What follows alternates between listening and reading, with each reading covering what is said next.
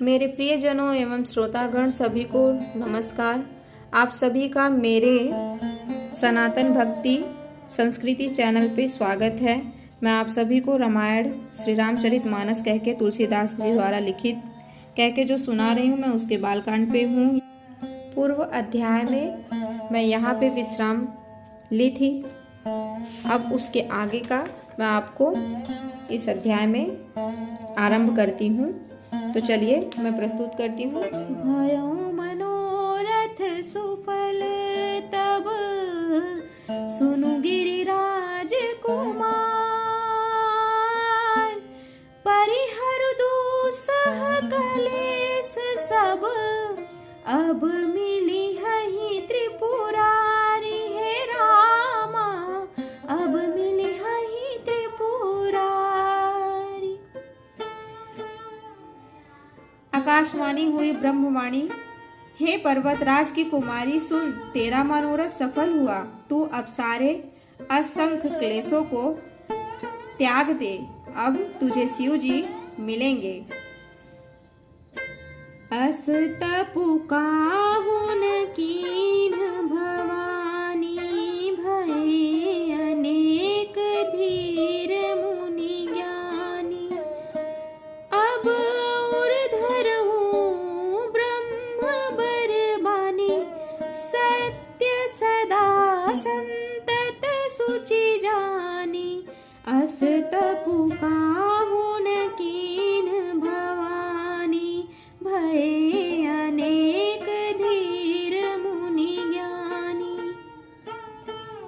आवे पिता बुलावन जब ही, हठ परिहरि घर जाऊं तब ही। मिलही तुम्हि सब सप्तऋषि सा, जानहु तब प्रमाण बागीसा। सुनत गिरा विधि गगन बखानी, पुलक गात गिरि जाहर सानी। उमा चरित सुंदर मैं गावा, सुनहु शंभु कर चरित सुहावा। सब ते सती जाई तनु त्यागा, तब ते शिव मन भाया बिरागा।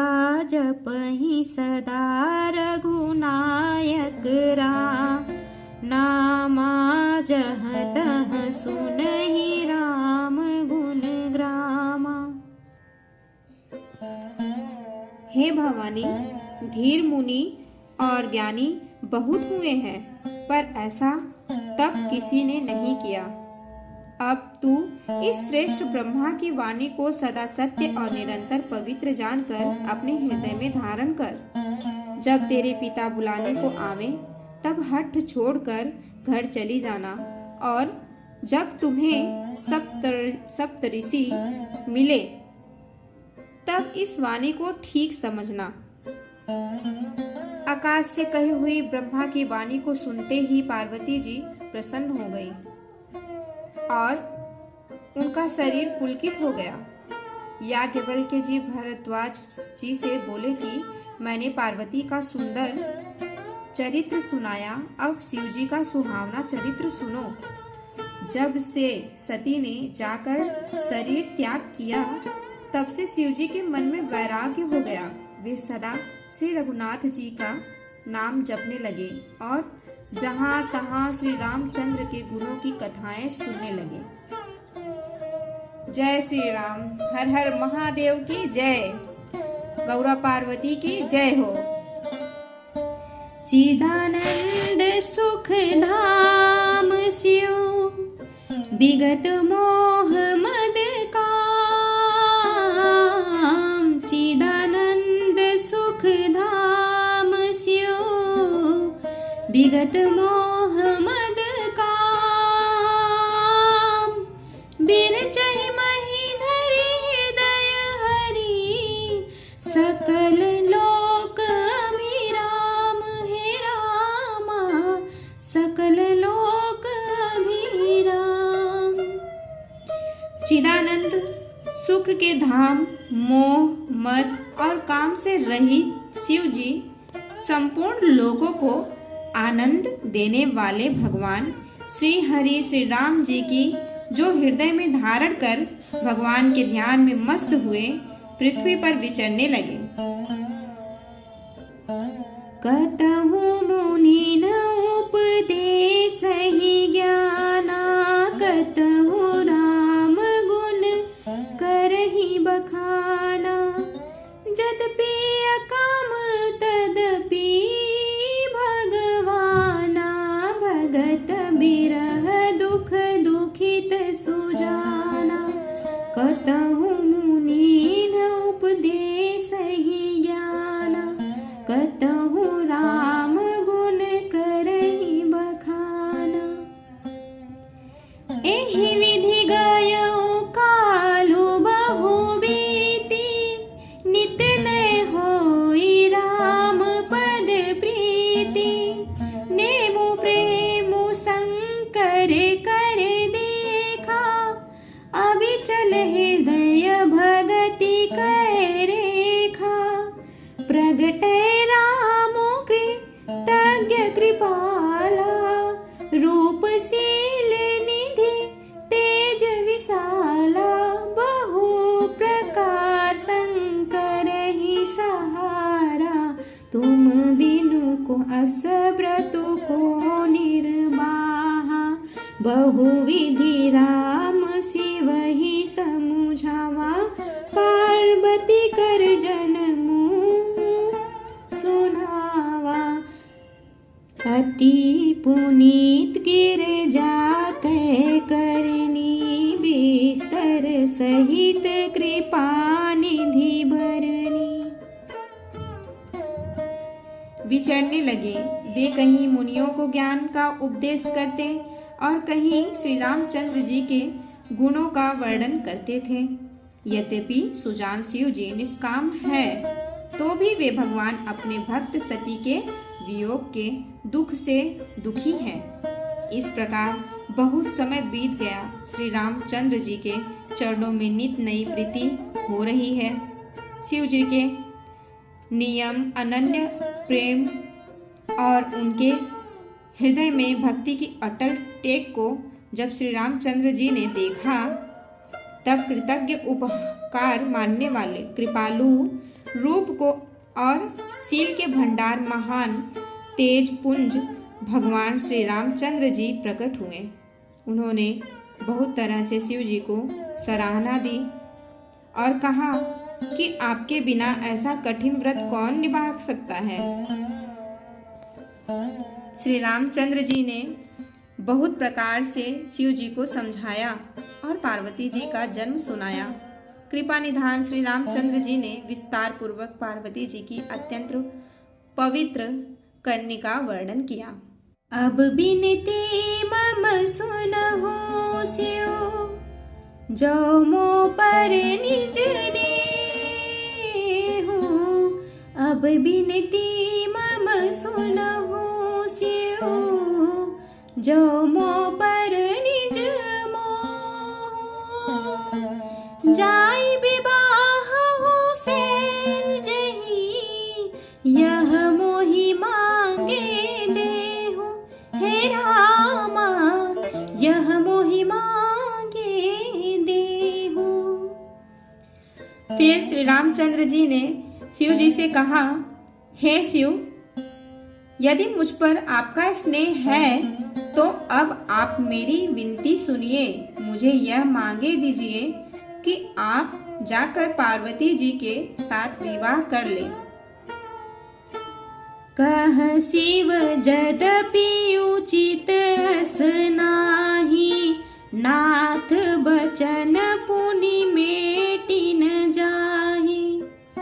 शिव धर आयसु करिय तुम्हारा, परम धर्म यह नाथ हमारा।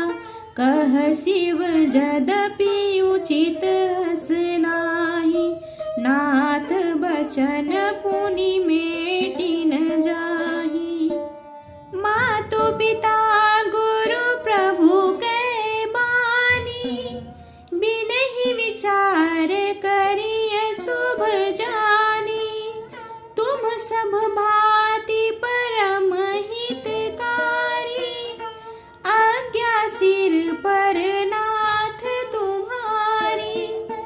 प्रभु तो स्यो सुनी शंकर वचना, भक्ति विवेक धर्म जुत रचना।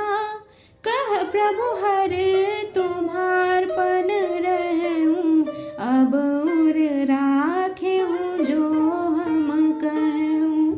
अंतर धाम भये अस भासी, शंकर सोई मूर्ति उर राखी।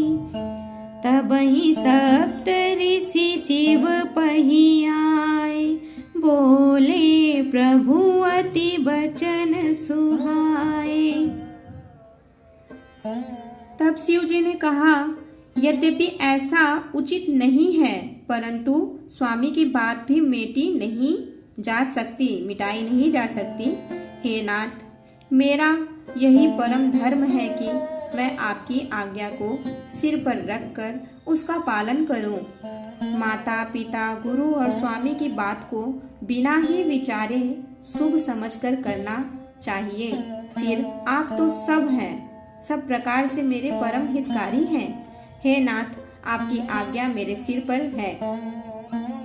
शिव जी की भक्ति, ज्ञान और धर्म से युक्त वचन रचना सुनकर प्रभु रामचंद्र जी संतुष्ट हो गए। श्री रामचंद्र जी ने कहा, हे हर, आपकी प्रतिज्ञा पूरी हो गई। अब हमने जो कहा है उसे हृदय में रखना। इस प्रकार कहकर श्री रामचंद्र जी अंतर्धाम हो गए। शिव जी ने उनकी यह मूर्ति अपने हृदय में रख ली। उसी समय सप्तऋषि शिव जी के पास आए। प्रभु महादेव जी ने उन्हें अत्यंत सुहावने वचन कहा, पार्वती पही जाई तुम प्रेम परीक्षा ले हो। पार्वती पही जाई तुम प्रेम परीक्षा ले हो। गिरि प्रेरी पठे हो भवन, दूरी करे हूँ संदेहु। हे रामा, दूरी करे हूँ संदेहु। आप लोग पार्वती के पास जाकर उनके प्रेम की परीक्षा लीजिए और हिमाचल को कहकर उन्हें पार्वती जी को लिवा लाने के लिए भेजिए तथा पार्वती को घर भिजवाइए और उनके संदेह को दूर कीजिए। ऋषिन गौरी देखी तह कैसी, मूर्ति मंत तपस्या जैसी। बोले मुनि सुनु शैल कुमारी, करहु कवन कारण तपु भारी। ऋषिन गौरी देखी तह कैसी, मूर्ति मंत तपस्या जैसी। किहि अवराध हो का तुम चाहो, हम सन सत्य मरमु किन लहो। कहत बचन मनु अति सकुचाई, हसी हहु सुनी हमार जड़ताई। मनु हठ परा सुनई सिखावा, चहत बारी पर बेटी उठावा। नारद कहा सत्य सोई जाना, बिनु पंखन हम चही उड़ाना। देखहु मुनि अविवेकु हमारा, चाहिए सदा शिव ही भरतारा। देखहु मुनि अविवेकु हमारा।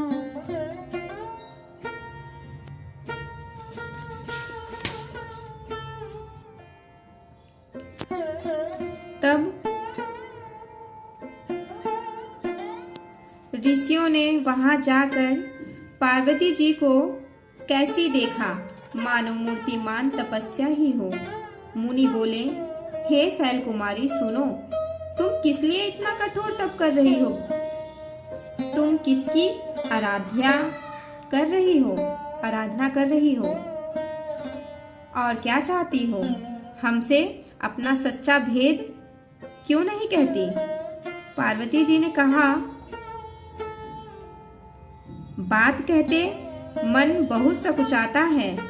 आप लोग मेरी मूर्खता सुनकर हंसेंगे।